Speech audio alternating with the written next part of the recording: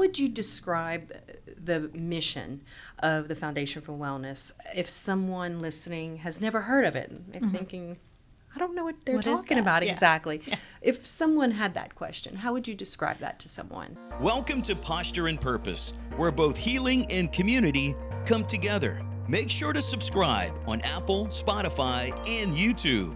Let's get into this episode with Dr. Michelle Carr-Frank. Hello and welcome to Posture and Purpose. And today I have Miss Amy Broussard with the Foundation for Wellness in Lafayette.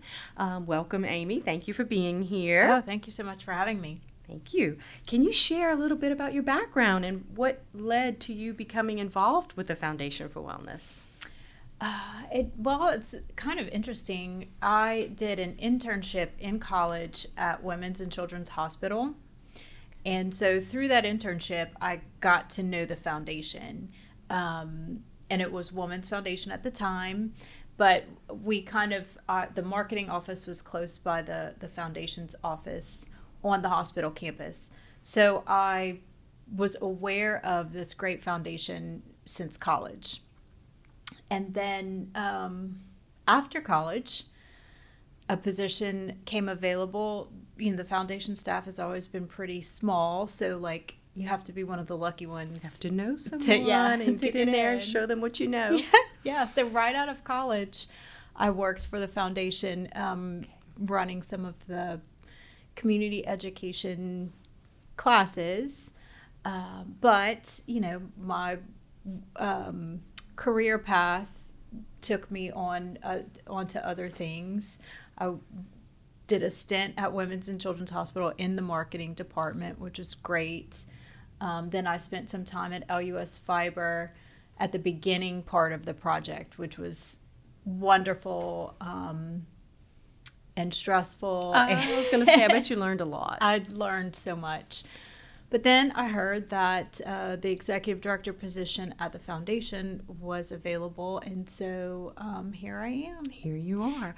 And that's wonderful, yeah. And especially because you saw it just around the corner, and you knew what a great organization it was from the beginning. So I know it's changed names a few times. It has, but mostly for the life of the organization, it was known as Women's Foundation. So, that really and truly was the name for many years. Then, actually, it's been about 7 or 8 years ago, we started doing a lot of research on how the community saw us. We were getting confused with the hospital for many reasons, but we found that we didn't have our own brand. We just were confused for a bunch of different things. So, and that's one of the reasons why I wanted you on today, because you guys do so much for the community, and I wanted people to know about it. So, and what personal experiences or values have driven your passion for the wellness community here? I think it's just a couple of things, like watching public health numbers. So, I feel so lucky to be a part of an organization that is working to move the needle for people. Our health is so important. We only have one body. And if there's something that I can do personally through the foundation and be a part of an organization that is working to help people enhance their lives through their health, it's just an amazing opportunity. And you're right there in the middle of it. Yeah. How would you describe the mission of the Foundation for Wellness if someone listening has never heard of it? If thinking, I don't know what they're talking about exactly. Yeah. If someone had that question, how would you describe that to someone? Well, our mission is to promote the total well-being of women and their families. That's the mission of the organization. And we get to do that depending on the needs of the community. So, we have a little bit of flexibility just depending on where the public health needs are, where the gaps are. Of course, we want to be good community partners because there are wonderful nonprofit organizations out there that are working in the same space. So we never want to duplicate services. And we make sure we're keeping an eye on all of that we're providing programming that's meaningful, that's needed and necessary, and isn't being provided by other organizations elsewhere. Yeah. And what are some of the key programs or initiatives that the foundation is currently focusing on? What have you seen currently? Well, in our community education space, we are always watching sexually transmitted disease rates. We have some long-standing programming there, and teen pregnancy rates. So we keep an eye on those too, and it's not good news, Michelle. It's not good news. It's not good news. No. Really? We are, in fact, number one in something. Louisiana, Oh, we're number one in something, go Louisiana. and it's chlamydia. Oh, So, is everyone hearing this?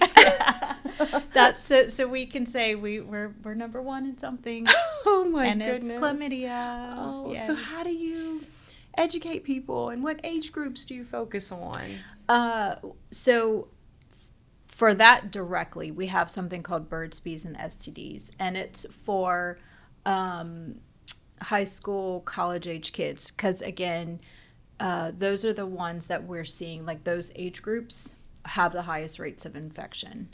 So, they need to know, number one, that it's out there. So whether if you're engaging in this activity, this is a real possibility. Yes. Period. Yes, That's out there. It is out there, and they need to know, and then they need to know what to do, how to prevent it, Sure. And then we also talk about healthy relationships in that class. So consent, and what does a healthy relationship look like? So all of that gets rolled up into that one program. Then we have one that's a little younger. We don't get into sexually transmitted diseases or anything like that, but it's for puberty specifically. So it's medically accurate for kids and their parents. And parents. We do offer it in the schools, but we prefer to offer it in our classroom where the child and parent can come together, so they hear the same information. The parent doesn't have to be the bearer of bad news. Right. They can just, after the information is given, then hopefully it opens a line of communication between. Pave that way to, have a conversation that maybe mom or dad maybe otherwise would be uncomfortable with. Yeah. So we take care of all the awkward conversation, and mom or dad can just be there for support, answer questions. Right. All of that. You mentioned classroom. Are you guys allowed to go into the school system or okay, so how does that work? Yes, we have great relationships with a bunch of different schools. So we work well with the public school system. We have a great relationship with many private schools and the charter schools. So it's really any school that has kids in this age range that needs the information and that is willing to carve out the time for us to come in. We will work with them. Well, they all need the information, if you ask me, because it's so important to get it out there, like you said, for several different reasons. And are there any events going on currently with the foundation? Any of the classes are being held currently? Yes, I don't have the schedule in front of me, but if you follow us on social media, Foundation for Wellness, or you go to our website, foundationforwellness.com, you can see a list of all of the classes. Because Body Talk runs year round, and then we have, I think Birds, Bees, STDs we do once per quarter. So there's a lot going on. And there's a good representation, numbers, people. Okay, that's wonderful. I'm so glad to hear that that's out there. And you mentioned collaborations with other people. What are some of the community collaborations that you guys have? Well, Lafayette Parish School System. That's a big one. And Love Our Schools. We have a great relationship with Love Our Schools as well.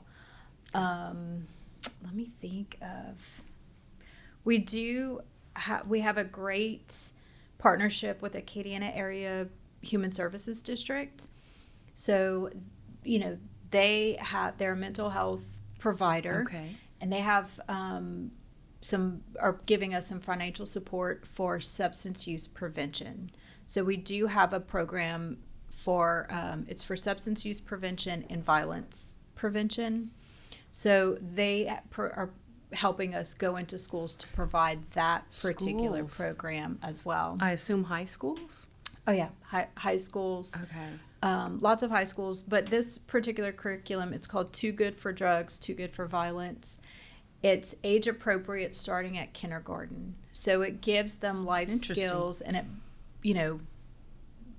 it's all age appropriate, and it builds, the topics build on each other. So it plants the seed. Mm-hmm. Well, for like kindergarten or first grade students, we talk about cleaning supplies or dangerous substances in the house, okay. So that they are aware that there are some things out there that could harm your body if you ingest them. That basis for their understanding. So again, it's all age appropriate, but it builds up to vaping, addictions, the more serious stuff, if you will. And you mentioned mental health, but what about preventative care with nutrition or those other more, I don't want to say surface level, but not as, pressing as, unfortunately, sexually transmitted diseases or pregnancy? We do have a couple of programs that are focused on chronic disease prevention, which is kind of one of my passions, because if obesity affects so many different risk factors. So if you could just, if we could help people change this one thing or have the information to change this one thing in their lives, it affects so many different other aspects, like diabetes, heart disease, stroke, cancer. All of that's tied to this one thing. So we do have a couple of programs for that. We have one for kids. It's called Kids on the Go. We do that mostly in schools. It's a 10-week program, and it's behavior modification, nutrition education, physical activity. One thing we kind of drill home for the kids with the physical activity is that you have to find something that you like. You just have to move your body. You don't not have to, just for kids. right. Adults too. You don't have to run a mile. No. It doesn't have to be serious. You just have to find something that you enjoy. Moving. And Do something to get out there and do preventive measures.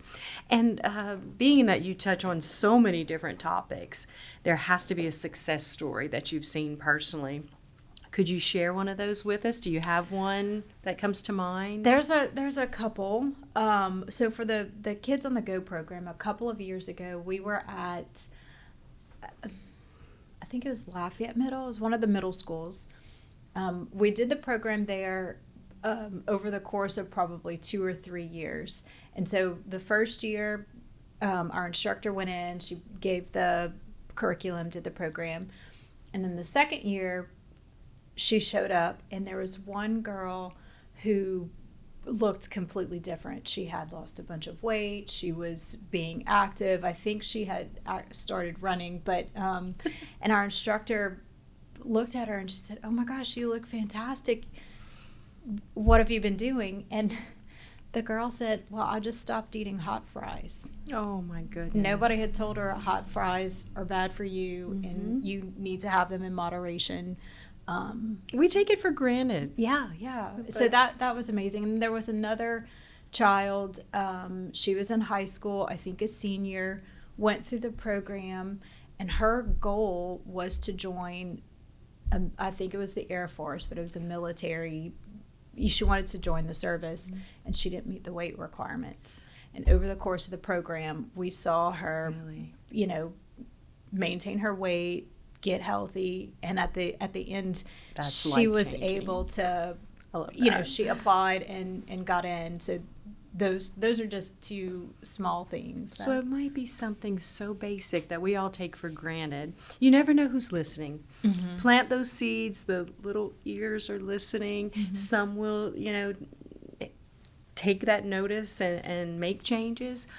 Some won't, and maybe do it later on. But they'll have that information at their fingertips, which of course we know is so important.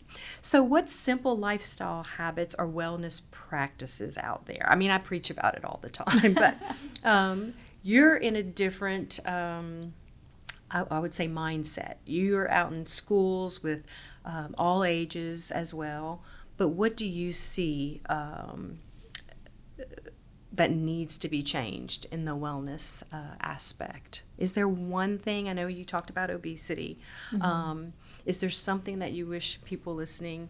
God, that's hard. It is hard. That's so hard. You don't have to do one. You can do more than one. But well, I guess this, just for me personally, it's reminding people about the movement. You know, it doesn't have to be exercise. You know, exercise sounds so and we've heard it so much. daunting. Right. It really is just try to find something that you like personally. Could be dancing, you know, swimming in these hot Louisiana summers, those things as well. But just find something that you enjoy. Even yoga in an air-conditioned gym. Absolutely. You know, there are things you can do. Absolutely. And I know we talked about the schools and businesses that are also getting involved, and that is so important. And starting younger and younger, it sounds like, because I know we didn't have that. We had PE class, and that was, you know, wonderful. But now they're really hearing younger and younger consequences, maybe, that need to be heard at a younger age, I think, personally. But what are some of the future goals now that we've kind of touched on what you guys are working on currently? What are some future goals? Well, we'd like to get into even more schools. I mean, you know, the goal is to provide the education to as many kids and families as possible. So we're really going to be focusing on some of the surrounding parishes. That's what I wanted to know. Is it just Lafayette Parish? How can you reach more people? It's Acadiana. You know, we will go within Acadiana. And it's just a targeted effort for us to go out and shake hands. And we want any school that we work with, we want them to feel comfortable and confident that we won't damage the relationship they have with their parents and families. We understand that's super important. So it's a matter of just getting out to all of those schools and building trust. Pie in the sky, I would love for us to have even be able to offer community programs at maybe community centers in other parishes. We haven't gotten there yet, but that would be amazing slowly as well. But surely. Something that pops into my mind, you know, we have a lot of Catholic schools here in this region. Have you had any pushback from Catholic schools? Are they very open to you guys talking about STDs and pregnancy in the schools? Because just from a religious aspect, do you know what I mean? Have they pushed back at all? Or do you guys have to change your I don't know, the curriculum? We do sit with the, I mean, and we have a great relationship with a lot of the Catholic schools around. You know, we do body talk, which is the puberty class in quite a few of the schools. And we have done the STD class. It's had a couple of different names, but we've done that for some of the private high schools in town. And we always sit with them and go through the curriculum in detail. If we need to make adjustments, we will. We're happy to do that because, again, we want to make sure they maintain a good relationship with their parents and families. But it hasn't. There hasn't really been pushback. You know, they are open to it. They understand that the need is out there for education. And together, again, we will go through the curriculum and make sure that they're comfortable of what we're presenting to the students, and that their parent population will be comfortable as well. That's wonderful. And how do you envision Lafayette's wellness landscape evolving in the next 10 to 15 years? How do I envision it, or how do I want it to be? Well, the word I have is envision, but you can share both.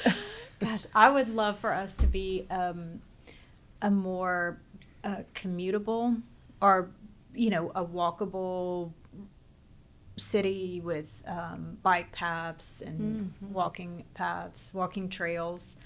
And that comes with community partners. It comes with community partnerships, and that's a pretty big, heavy lift, because, you know, you're backtracking on development, so much. Right, that's already there. Right. But, you know, if I had my way and I could flip the switch, I would make us a walkable community. Absolutely. And we have Munkus Park. I mean, we do. That's a great asset that we, recently acquired the last several years. So it's beautiful and walkable for sure.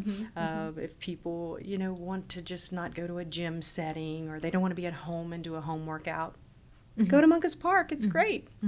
And you can certainly move out in the open there. And what role do you think collaboration between healthcare providers, either nutritionists, orthopedists, chiropractors, or even mental health practitioners, play in the community part of well-being, of overall well-being? Oh, integral. Integral. They are the people caring for the community. So, they play a very important role. So it's important to us that they are supported and they have good quality education as well, because absolutely, they're the ones caring for the moms and families that are under our mission. Right. They're the first line of defense. Right. Honestly, yeah. Exactly. That's right. And don't you guys have some type of program for continuing education for providers? We do. Like I said, we do a lot. You do. But we are accredited, nationally accredited, to issue CME credits to physicians, which stands for Continuing Medical Education. And over the last probably 5 years, we also help manage some continuing education credits for behavioral health providers, which include licensed practical counselors, social workers, addiction specialists, peer support specialists, and psychiatrists. I think those are all wonderful. And then, of course, we're accredited for physicians. We can help facilitate credits for nurses as well. But and again, all of that is because we believe they are the first line of defense, and it's important that those who are caring for our community have the right information, can provide quality care, and are taking care of themselves. So that's an education. Yes. Education, of course. And what one piece of wellness advice do you try to live by every day? Oh, man. Actually, it's shifted over the course of my life. Okay. But where I am today, it's sleep. I love that. That is a different answer, and I love it. Yeah. Rest. Of course, all of the other things, but so far I've really put a high value on my sleep. So I love that answer so much, because people feel like they have to say, oh, I go to the gym 4 days a week, or, I got training for a marathon. You don't have to do that. You have to prioritize what you need at that specific time. Yeah. And tell us, I know there's so many programs that the Foundation for Wellness has. Could you tell us or share with us some of your favorites, or some that you may think our listeners would be very interested in hearing about? Yeah, we actually have one that's really popular. It's called Safe Sitter. And Safe Sitter was developed by a pediatrician, I think in Indiana, Dr. Patricia Keener. She was a pediatrician who worked for a hospital in the emergency room. And she was on duty one night when a child came in who had some accident at home, and the adult babysitter didn't know what to do in that emergency. Called 911, but by the time the child arrived at the emergency room, it was too late. And the child belonged to one of the emergency room nurses, so it affected her greatly. Mm-hmm. So she developed a program that teaches kids what to do when they're babysitting, and to understand when you accept a babysitting job, you're accepting responsibility for a child's life. So that's how the program is born. We love it. We believe in it because as a parent, it's a big deal to leave your child with another child, essentially, with somebody else. Exactly. How long has that program been in existence in Lafayette? We have, probably the early 2000s or late 90s. It's been running a really long time. But they do talk about behavior modification. They talk about what to do in any emergency, like if a stranger comes to the door. And then, of course, they get into life-saving skills. So they'll learn infant and child, CPR, and the Heimlich maneuver. Well, they don't call it that anymore. Choking. Yes. Whatever. We all know what you mean. Yes, yeah. And then they do go into like babysitting as a business, how to keep themselves safe in this world today. You know, they talk about not posting their personal information online, and, you know, make sure that their parents know exactly where they're seeking babysitting jobs. So it talks about all of that. We love that program. And during COVID, the Safe Sitter Company took the curriculum and stripped out the babysitting as a business piece, but still all of those, like what to do in an emergency, all of that great information. And we offer it. It's called Safe at Home. So this is for kids who might be staying home alone for the first time. All of those life skills are still super important. They might not be babysitters, but they're going to be on their own.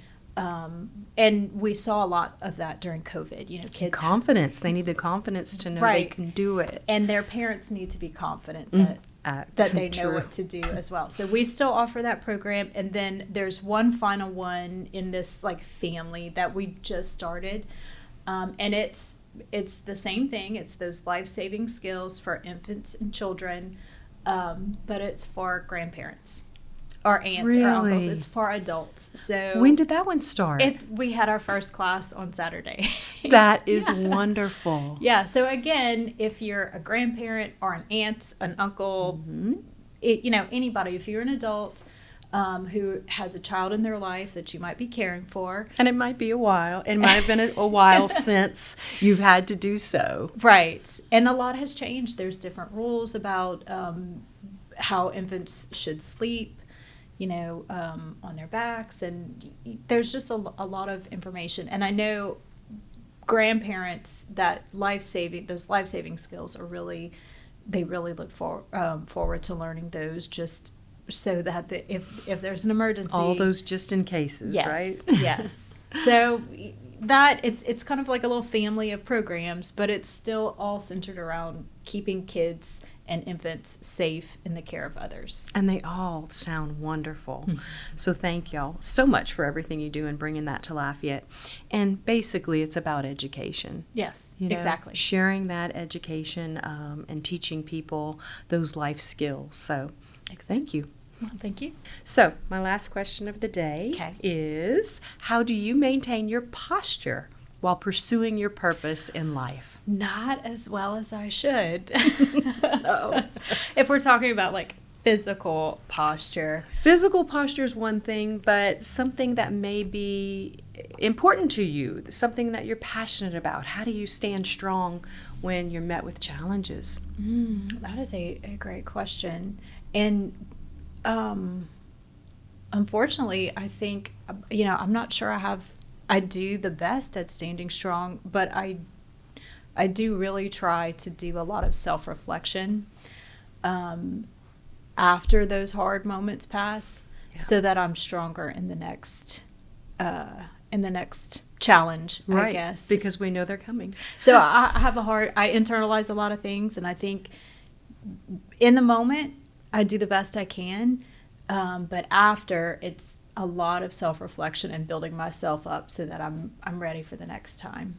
Well, everyone could take that piece of advice home, that's for sure. Well, thank you so much for being here. I really appreciate it. It's such a wealth of information for the community, so thank you for everything y'all do. Of course. Thank you. And until next time, sit up straight, stay happy, stay healthy, and stay adjusted. Thanks for listening to the Posture and Purpose podcast with Dr. Michelle Carr-Frank. Make sure to subscribe on YouTube, Spotify, and Apple Podcasts. Until next time.